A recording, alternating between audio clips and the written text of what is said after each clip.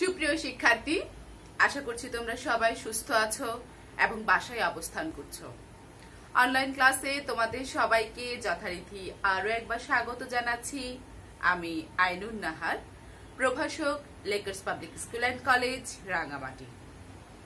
সুপ্রিয় শিক্ষার্থী, আমরা নবম এবং দশম শ্রেণীর ব্যবসায় উদ্যোগ সপ্তম অধ্যায় বাংলাদেশের শিল্প এই অধ্যায়টি নিয়ে আলোচনা করছিলাম।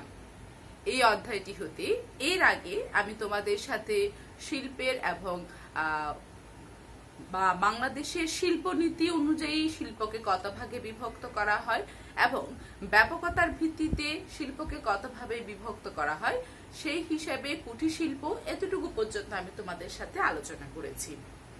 তার এই ধারাবাহিকতা হিসেবে ব্যাপ্তি অনুযায়ী আমরা শিল্পকে যে 4 ভাগে ভাগ করেছি, কুটির শিল্প, ক্ষুদ্র শিল্প, মাঝারি শিল্প এবং বৃহৎ শিল্প, সেই ক্ষুদ্র শিল্প নিয়ে আজকে আমি তোমাদের সাথে আলোচনা করব। আজকে আমি তোমাদের সাথে ক্ষুদ্র শিল্প কি এবং ক্ষুদ্র শিল্পের উপযুক্ত ক্ষেত্রসমূহ নিয়ে আলোচনা করব। এর আগের ক্লাসটিতে আমি কুটির শিল্প কি এবং কুটির শিল্পের উপযুক্ত ক্ষেত্রসমূহ নিয়ে আলোচনা করেছি। সুপ্রিয় শিক্ষার্থী, যদি তোমাদের কোথাও কোনো সমস্যা হয় তাহলে আমাকে অবশ্যই জানাবে, আমি চেষ্টা করব সেগুলো সমাধান করে দেওয়ার জন্য। তাহলে চলো মূল ক্লাসটায় আমরা চলে যাই। ক্ষুদ্র শিল্প কি? আমরা বলছিলাম যে কুটির শিল্প হচ্ছে একটি পারিবারিক শিল্প। কুটির শিল্পের কত পরিমাণ মূলধন থাকতে হয়, আবার কত পরিমাণ এটার জনবল থাকতে হয়, সেই রকম একটা ধারণা আমরা পেয়েছি। ক্ষুদ্র শিল্প ঠিক একই রকম, উৎপাদনমুখী শিল্প এবং সেবামূলক শিল্প। মানে আমরা শিল্পকে যে 2 ভাগে ভাগ করেছিলাম, উৎপাদনমুখী শিল্প, সেবামূলক শিল্প, যে শিল্প আসলে সব শিল্পই যে শুধুমাত্র অর্থনৈতিক বা শুধুমাত্র মুনাফা অর্জনের উদ্দেশ্যে সাধিত হয় এরকম না। কিছু কিছু শিল্প আছে যেগুলো সেবার উদ্দেশ্যে স্থাপিত হয়। তো সেই সেবামূলক শিল্পের ক্ষেত্রে কত থেকে কত পরিমাণ মূলধন এবং কত পরিমাণ জনবল হলে আমরা সেটাকে ক্ষুদ্র শিল্প বলবো। আবার উৎপাদনমুখী শিল্পের ক্ষেত্রে যেটা আমরা বাণিজ্যিক ভাবে ব্যবসা বাণিজ্য করে লাভবান হব, সেই রকম উৎপাদনমুখী শিল্পের ক্ষেত্রে কত পরিমাণ মূলধন এবং কত পরিমাণ কতজন জনবল থাকবে সেই সব এখানে আছে। তাহলে আমরা দেখি, চলো। উৎপাদনমুখী শিল্পের ক্ষেত্রে বলছে যে কারখানার ভবন ব্যতি রেখে, অর্থাৎ কারখানার যে প্রতিষ্ঠানটা স্থাপিত হবে সেই প্রতিষ্ঠানটির কারখানার যে ভবন আছে সেই ভবনটা ছাড়া কারখানার ভবন ব্যতি রেখে স্থায়ী সম্পদের মূল্য, স্থায়ী যে সম্পদ থাকবে তার মূল্য প্রতিস্থাপন ব্যয় সহ, যদি আমরা যে প্রতিষ্ঠানটা স্থাপিত আছে তো আছে, যদি কোনো প্রতিষ্ঠানকে নতুন করে স্থাপন করতে হয় সেটার ক্ষেত্রে বলছে প্রতিস্থাপন ব্যয় সহ 50 লক্ষ টাকা থেকে 10 কোটি টাকা। কি বললো? 50 লক্ষ টাকা থেকে ক্ষুদ্র শিল্পের হচ্ছে যে 50 লক্ষ। আমরা যখন এটা কি 5 লক্ষ টাকার নিচে পড়েছিলাম কুটির শিল্প, আর উৎপাদনমুখী শিল্পের ক্ষেত্রে আমরা বলছি 50। তোমরা যদি একটু মনে রাখার চেষ্টা করো, তাহলে একটু বুদ্ধি খাটিয়ে যদি একটু মনে রাখো তাহলে কিন্তু মনে থাকবে ভালো। ক্ষুদ্র শিল্প বলেছি 5 লক্ষ, কুটির শিল্প বলেছি 5 লক্ষ টাকার নিচে, আর ক্ষুদ্র শিল্প বলছি যে 5-এর সাথে একটা শূন্য যোগ করে 50 লক্ষ টাকা থেকে শুরু করে এবং 10 কোটি টাকা পর্যন্ত। এটা কিসের ক্ষেত্রে বললাম? এটা হচ্ছে উৎপাদনমুখী শিল্পের ক্ষেত্রে। আবার সেবামূলক শিল্পের ক্ষেত্রে কিন্তু আলাদা। সেবামূলক শিল্পের ক্ষেত্রে বলছে, আচ্ছা আবার একটু বলে দিই যে উৎপাদনমুখী শিল্পের ক্ষেত্রে হচ্ছে যে 25 থেকে 99 জন থাকতে হবে। আচ্ছা, আর বলছে কি শ্রমিক সংখ্যা থাকতে হবে কত? 25 থেকে 99। 25 থেকে 99 পর্যন্ত আমার শ্রমিক সংখ্যা থাকতে হবে। তাহলে আমরা উৎপাদনমুখী শিল্পের ক্ষেত্রে আবার একটু বলি যে প্রতিষ্ঠানটি স্থাপিত হবে, সেই প্রতিষ্ঠানটির কারখানার ভবন ব্যতি রেখে স্থায়ী সম্পদের মূল্য প্রতিস্থাপন ব্যয় সহ 50 লক্ষ টাকা থেকে 10 কোটি টাকা পর্যন্ত, এবং শ্রমিক সংখ্যা হবে 25 থেকে 99 জন। আবারও বলছি, উৎপাদনমুখী শিল্পের ক্ষেত্রে সেটা হবে কত? 50 থেকে 10 কোটি। আর শ্রমিক সংখ্যা হবে 25 থেকে 99 জন। এটা হচ্ছে উৎপাদনমুখী শিল্পের ক্ষুদ্র শিল্পের বেলায়। আর সেবামূলক ক্ষুদ্র শিল্পের বেলায় হবে কারখানার ভবন ব্যতিরেকে স্থায়ী সম্পদের মূল্য প্রতিস্থাপন ব্যয় সহ 5 লক্ষ টাকা থেকে 1 কোটি টাকা। অর্থাৎ এইখান থেকে বললো কি 5 লক্ষ টাকা থেকে শুরু, আর কুটির শিল্পের ক্ষেত্রে বলেছে 5 লক্ষ টাকার নিচে। তাহলে সেবামূলক ক্ষুদ্র শিল্পের বেলায় 5 লক্ষ টাকা থেকে শুরু করে আমরা কি করব? 1 কোটি টাকা। দেখো এইখানে একটা 5, এইখানেও 5, এখানে হচ্ছে 50 আর এখানে হচ্ছে 5। একটু বুদ্ধি খাটিয়ে যদি তোমরা মনে রাখার চেষ্টা করো পারবে। তাহলে 5 লক্ষ সেবামূলক ক্ষুদ্র শিল্পের ক্ষেত্রে 5 লক্ষ টাকা থেকে শুরু করে 1 কোটি টাকা পর্যন্ত, এবং শ্রমিক সংখ্যা হচ্ছে 10 থেকে 25। আমরা কুটির শিল্পে বলেছি 10 এর নিচে, আর এখানে বলছি 10 থেকে শুরু করে 25 পর্যন্ত।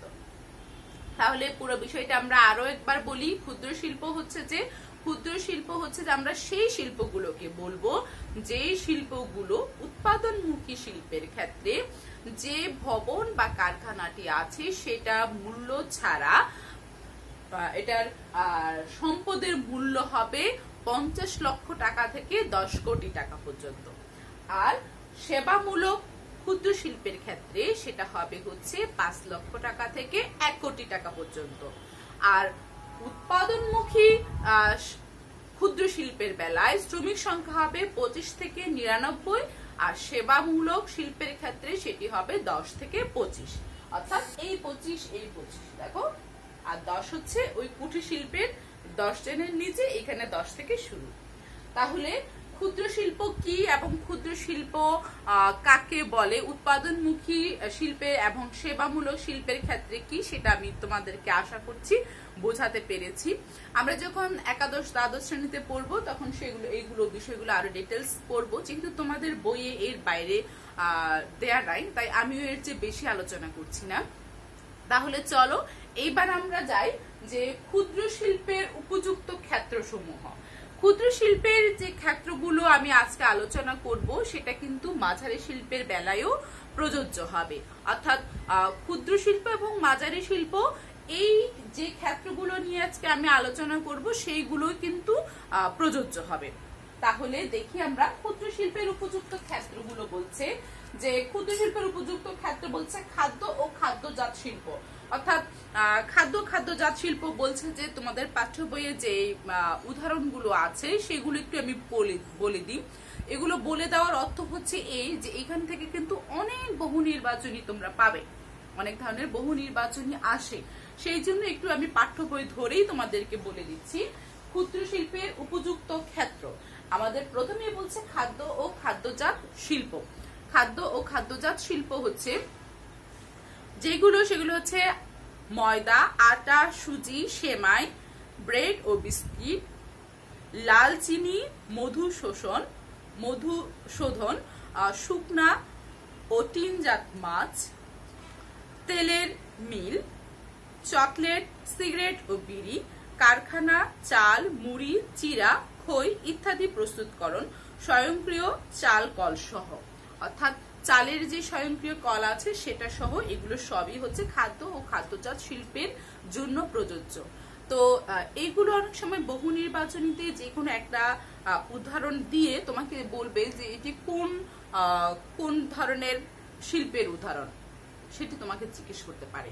তো সেই জন্য একটু বলে দেওয়া, তোমরা তোমাদের পাঠ্য বইয়ে বারবার এগুলো একটু দেখবে, তাহলে আরো বেশি ভালো হবে। তারপর বলছে যে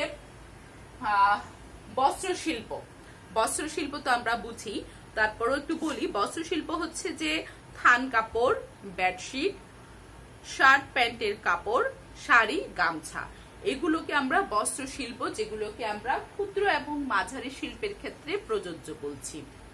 তারপর বলছে পাট ও পাটজাত শিল্প, পাটের তৈরি জিনিস এবং পাট এই বিষয়টার কথাই বলছে। তো সেইগুলো হচ্ছে যে সুতা, সুতলি, সুতলি তো চিনোই, সুতা, সুতলি, পাটের ব্যাগ, কাপড়, কার্পেট, পাটের স্যান্ডেল ও সকল পাটজাত দ্রব্য। পাটজাত দ্রব্য দিয়ে এখন অনেক ধরনের অনেক সুন্দর সুন্দর শোপিস, অনেক খেলনা তৈরি করা হয়, যেগুলো আন্তর্জাতিক বাজারেও যেগুলোর অনেক বেশি চাহিদা আছে। তো সেই ক্ষেত্রে পাট এবং পাটজাত শিল্প গেল। এবার হচ্ছে বন শিল্প।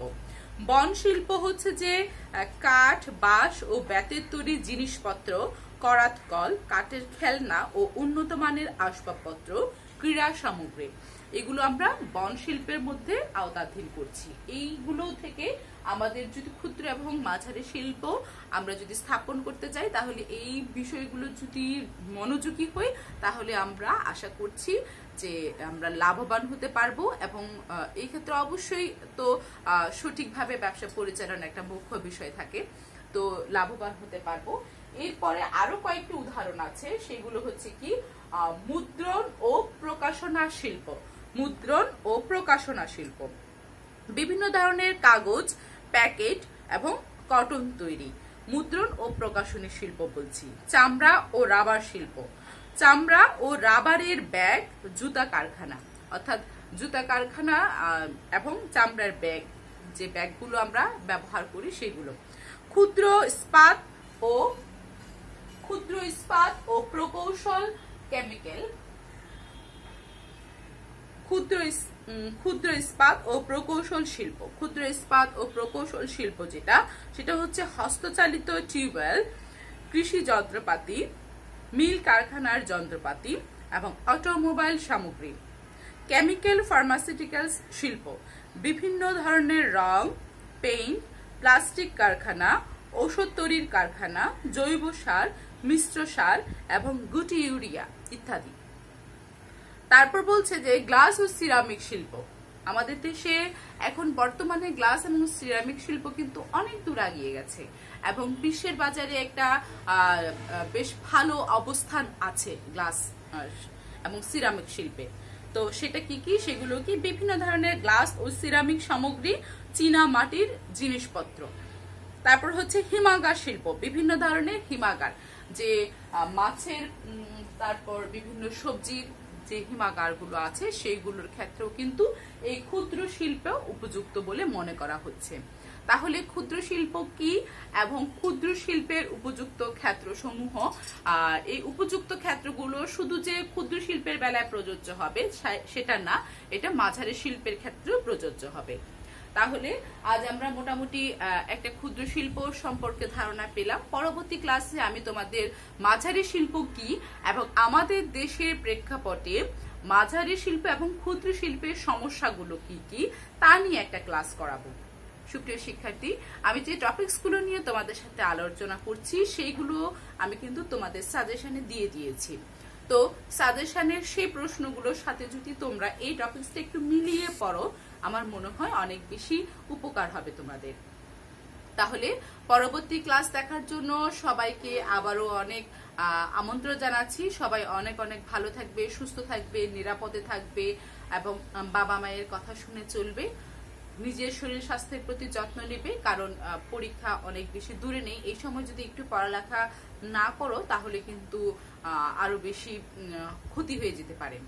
তো সবাই সুস্থ থাকবে, ভালো থাকবে। সবাইকে অনেক অনেক ধন্যবাদ।